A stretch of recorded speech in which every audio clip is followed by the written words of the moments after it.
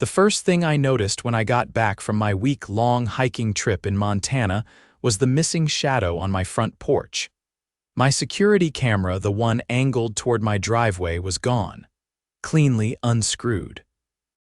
I stood there, backpack still strapped on, staring at the empty bracket like it had ghosted me. Then I looked up at the eaves. Gone. The back one near the patio, gone too. I muttered, "No way," and jogged around the house. Every single camera, 4 in total, was missing. I felt that tight coil in my gut. I wasn't just mad. I was insulted. You see, I'm Adrian Zeller. I'm not the kind of guy who installs cameras for the fun of it. I'm a nurse who works night shifts. I live alone. And after someone tried to siphon gas from my truck last year, I installed a wired and cloud sync security system. High-res, motion detecting, audio-enabled, so someone had to be real bold or real dumb to mess with it. I unlocked my front door and went straight to my laptop. I keep a hidden backup encrypted off-site, totally separate from the main system. I typed in my credentials and boom, there she was. Velma Jenkins, mid-50s. Blonde bob, permanent frown. President of our HOA for the last 3 years. She was in every clip, clear as daylight. Wearing her ridiculous wide-brimmed sun hat and marching right up to my porch with a screwdriver in one hand and a walkie-talkie in the other. This is a violation of HOA Visual Uniformity Code, Section 4. She barked to no one in particular as she unscrewed my front camera. Then came the kicker. She turned to someone off camera and said, "Make sure we get all of them. He can file a complaint when he gets back if he's got a problem." I laughed out loud. I just stared at the screen and shook my head. Did she really think I wouldn't notice, that I didn't have backups, that I'd just roll over? Not a chance. I called the non-emergency police line first, told them everything. They said someone would come out in the morning. Then I printed out stills from the video, one from each camera angle with time stamps and her face in full view. Next, I emailed the HOA board, attached the stills. Subject line: HOA president trespassing and destroying private property. I didn't write a long message, just 3 words. We need to talk. But I wasn't done. That evening, I walked over to the community center where the HOA held their meetings. The door was unlocked. Velma was inside, setting up chairs for the monthly board meeting happening the next night. She spotted me, froze for a second, then forced a smile. "Ah, Adrian, you're back early." I held up a manila folder with the printed stills. "You want to explain why you trespassed on my property and removed my security system?" Her face twitched. "Well, you see, the cameras violated the HOA's exterior guidelines. You should have submitted a request for I didn't need to. The cameras are on my property, not the sidewalk, not the shared fence, and there's no clause in the bylaws about visible security equipment being banned." Velma's smile vanished. It's implied under aesthetic standards." I stepped closer. "Then why not send a warning letter like you do for everyone else who has a slightly wrong shade of mulch? Why show up with tools and rip them down yourself?" She didn't answer. Just kept blinking like her brain was buffering.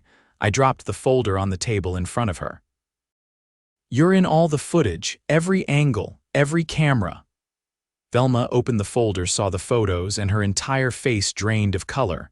Her mouth opened, but no sound came out. "Yeah, that's what I thought." Velma didn't touch the folder.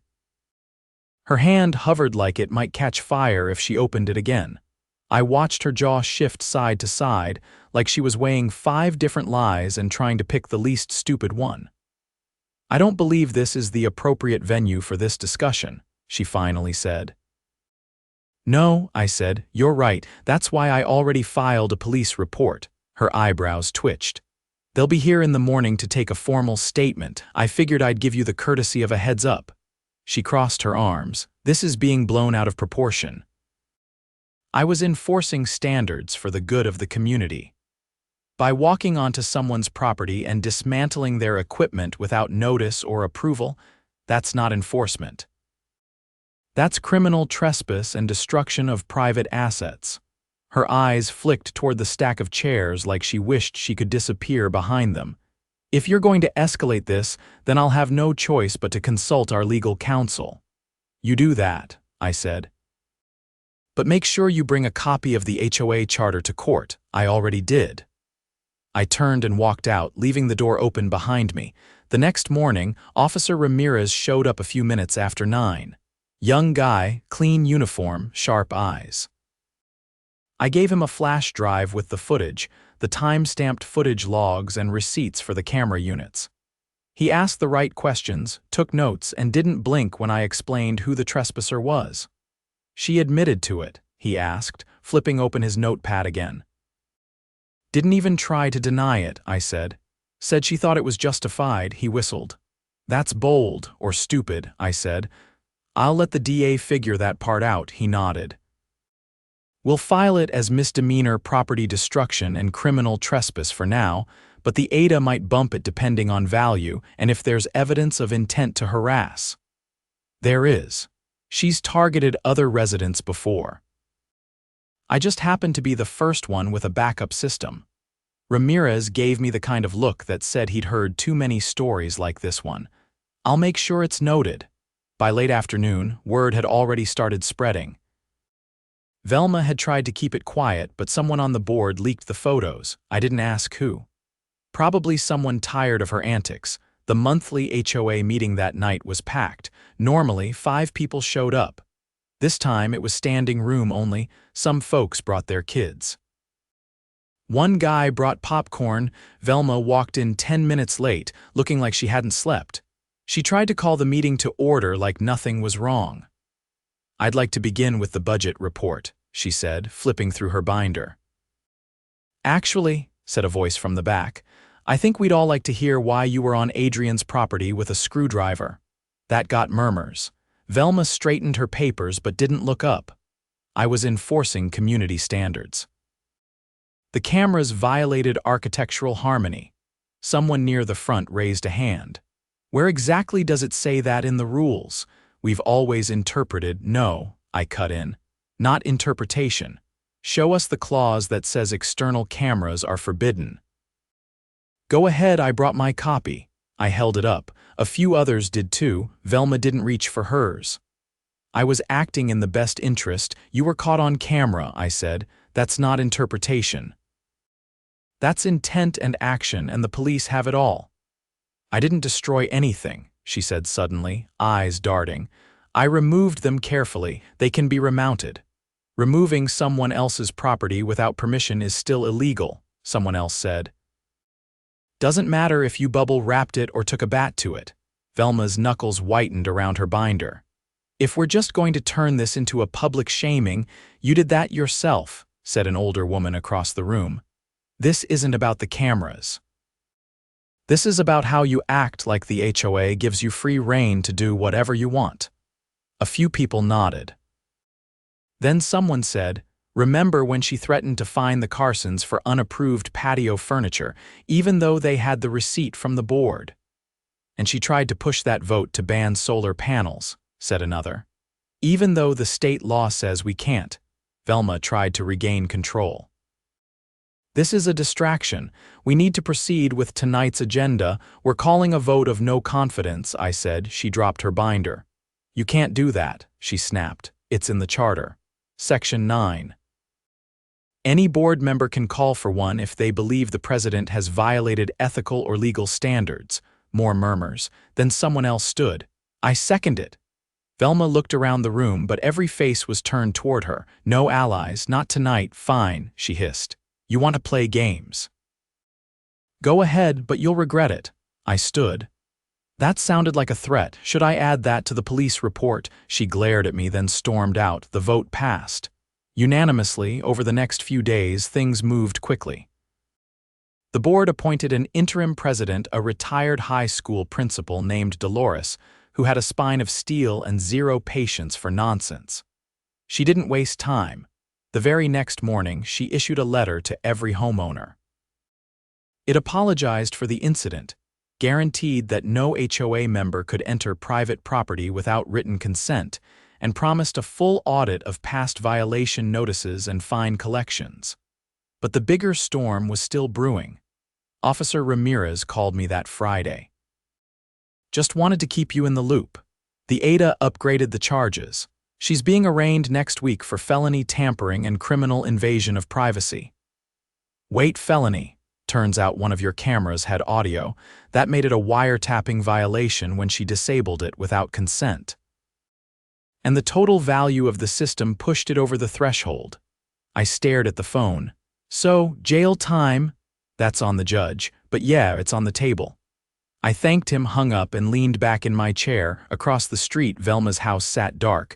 No porch lights, no movement. Her car hadn't moved in 2 days. But in my inbox, something new popped up, an email from a neighbor named Terrence. Subject line: "You're not the only one." Attached were 2 PDFs. One of a notice Velma had hand-delivered to him last month, threatening fines for a flagpole bracket that had been in place since 2004. The second was a blurry security photo of her standing on his porch, clipboard in hand, taking pictures through his front window. He ended his message with a single sentence: "Let me know if you want sworn statements." I did, and I had a feeling more were coming. By Monday morning, my inbox had grown thick with emails. Not spam witnesses. Neighbors who'd had enough. People with stories, documents, and the kind of quiet rage that only builds over years of being pushed around by someone who thought a clipboard gave her a badge. I sorted through them carefully. There were 36 messages in total. 22 included photos. 4 had dated letters signed by Velma on HOA letterhead threatening fines for things that weren't even in the bylaws. 2 had recordings. One woman, Marcy, had installed a baby monitor with a motion sensor near her front window. The clip showed Velma leaning over her flower bed, snapping pictures of her living room through the curtains. I didn't reply to any of them right away. I compiled everything, organized it by date, created a shared drive folder with digital evidence labeled and time-stamped. Then I called the assistant district attorney and asked for a meeting. They scheduled me for Thursday. Until then, I kept my head down, didn't engage, didn't post in the neighborhood's group chat. But I noticed things shifting. People who had once waved politely now gave full stops to chat. "You're the camera guy, right?" they'd ask, with a grin that said more than the words. A few offered their own stories, more petty than criminal, but still telling. One couple said Velma had lectured them for hanging wind chimes, claiming they violated noise decorum. Another man, retired Army, had been warned about his flag being too large for the community's visual cohesion. Then came Wednesday evening. I was watering the plants on my back patio when I heard someone approach the gate and knock 3 short taps. I opened it to find Dolores, the interim HOA president, holding a stack of folders against her chest. She looked tired but determined. "I thought you should see these," she said.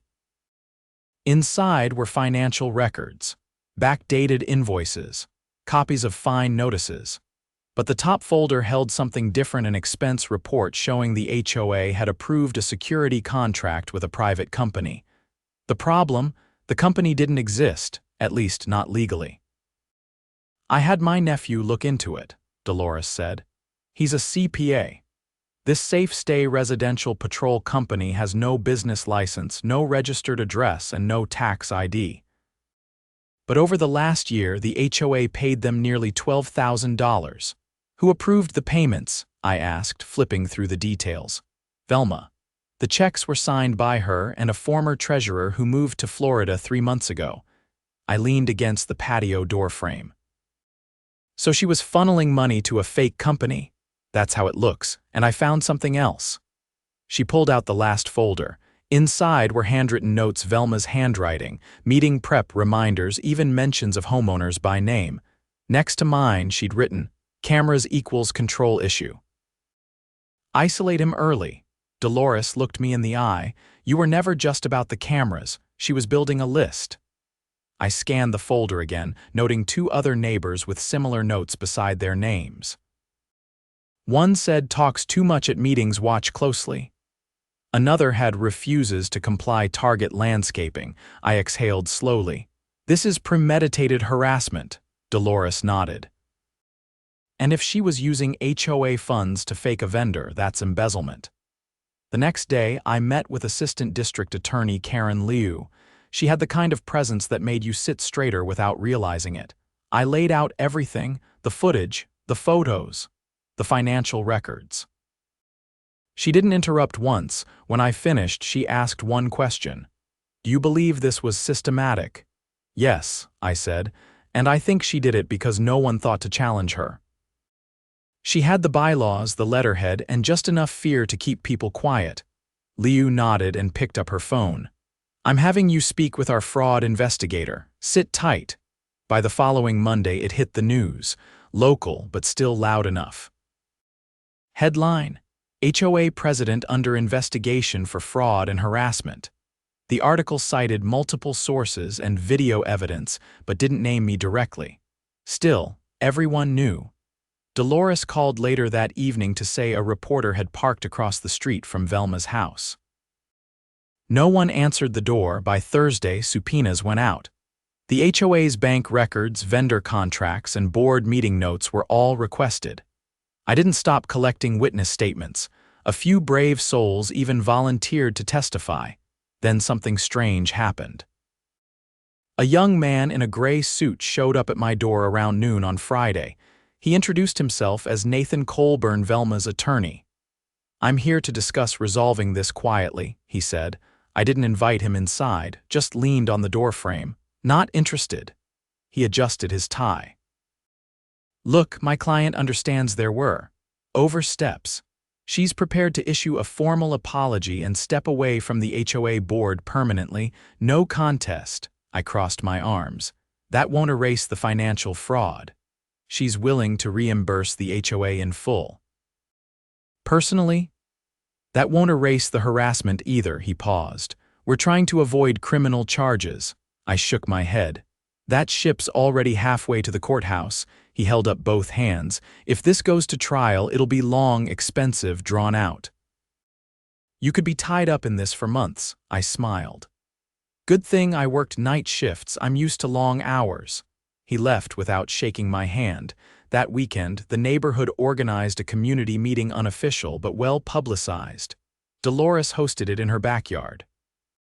I brought a small projector and showed the evidence folder. Not the worst clips, just enough. People gasped when they saw the fake vendor name. Someone near the back said, "12 grand. We could have fixed the whole playground with that." A man I hadn't met before stood up near the end. "How do we make sure this never happens again?" Dolores answered. "We update the bylaws, add transparency clauses, require board votes on any expenditures over $200, and starting next month we publish all meeting minutes." Another woman raised her hand. "Can we add term limits?" Cheers followed. By the time the meeting ended, I had over 50 signatures on a petition to reform the HOA rules. Dolores promised to present it at the next official board meeting, but the real closure came 2 weeks later. I got a call from Ada Liu. "The grand jury returned indictments," she said. "Felony embezzlement, criminal trespass, unlawful surveillance interference, and harassment. We're moving forward." I looked out the window at Velma's house. For the first time in weeks, the curtains were open. A "for sale by owner" sign stood crooked on the lawn. Liu continued. "We're offering her a deal, plead to the fraud, and resign permanently from any HOA leadership roles statewide. No appeal. If she refuses, we go to trial. Do you think she'll take it? She doesn't have many cards left." That evening, I sat on my porch for the first time in months without looking over my shoulder. My cameras were back, newer models, better resolution, discreet but unmistakable. No one had touched them since. A few neighbors passed by and waved. Kids rode their bikes past my driveway, laughing. A woman I didn't know slowed down her walk just enough to say, "Thanks for standing up to her." I nodded, not needing to say much. Velma had tried to control the neighborhood through intimidation and silence. But once the curtain was pulled back, the entire illusion collapsed. What she didn't count on was that the people she tried to isolate would find each other. And when they did, they didn't just take her down. They rewrote the rules. The courthouse lobby was quiet in that sterile, echoing kind of way that made every footstep sound like a hammer strike. I sat on the wooden bench outside courtroom C, flipping through my notes while the district attorney's assistant, a woman named Rena with sharp eyes and a no-nonsense tone, checked her phone beside me. Inside, Velma's plea hearing was about to begin. She'd waited until the final day to respond to the state's offer. Her lawyer had tried to buy more time, claimed she was emotionally unfit to make a decision. But the court-appointed psychologist disagreed, claimed she was lucid, manipulative, and fully aware of her actions. Rena glanced at the courtroom door. They're bringing her in now. I stood, tucking the folder under my arm. I hadn't planned on giving a statement today. But after hearing how many residents had come forward, some with years' worth of quietly filed complaints, never acted on, I'd agreed to speak. The bailiff opened the door and we stepped inside. Velma sat at the defense table, hands folded neatly, wearing a beige cardigan and a practiced look of frailty. Her eyes flicked over to me but didn't linger. Her lawyer leaned in, whispering something. She didn't respond. The judge entered and everyone rose. Court came to order and the charges were read aloud. Each one: embezzlement, trespass, unlawful surveillance interference, and targeted harassment, landed like a nail into the casket of her reputation. Velma stood when prompted. Her voice wavered, but not from guilt. "Guilty," she said, like she was biting down on a lemon rind. The judge nodded.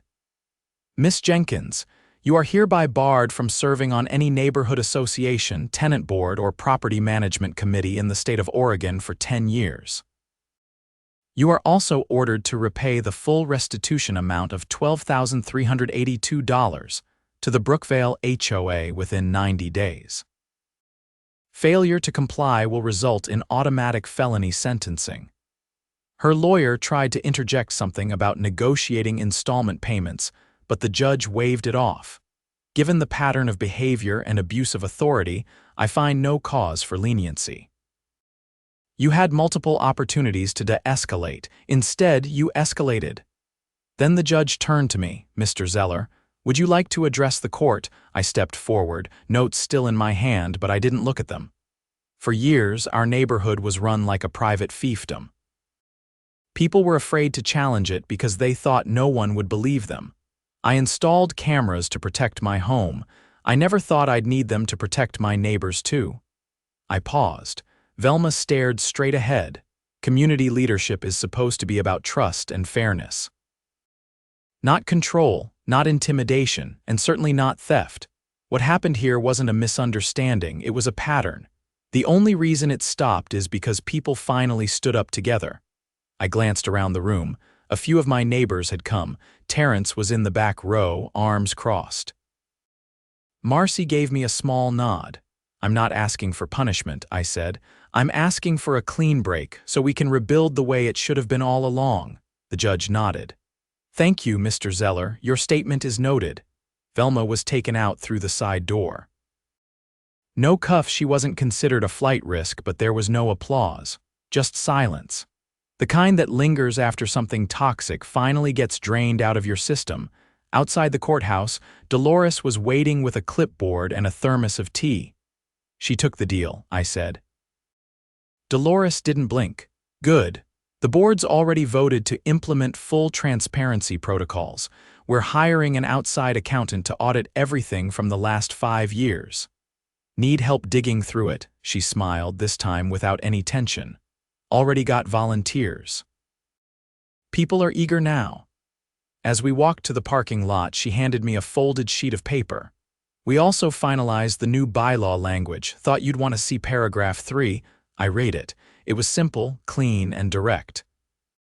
No board member may enter a resident's property without written consent.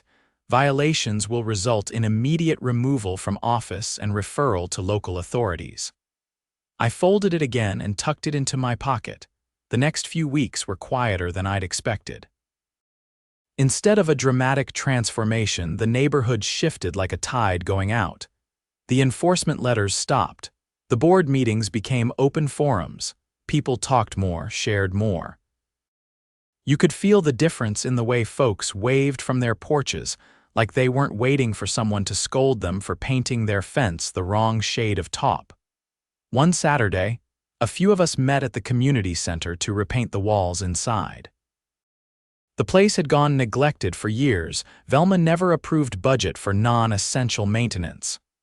We pulled weeds, scrubbed the patio, planted new flowers around the entrance.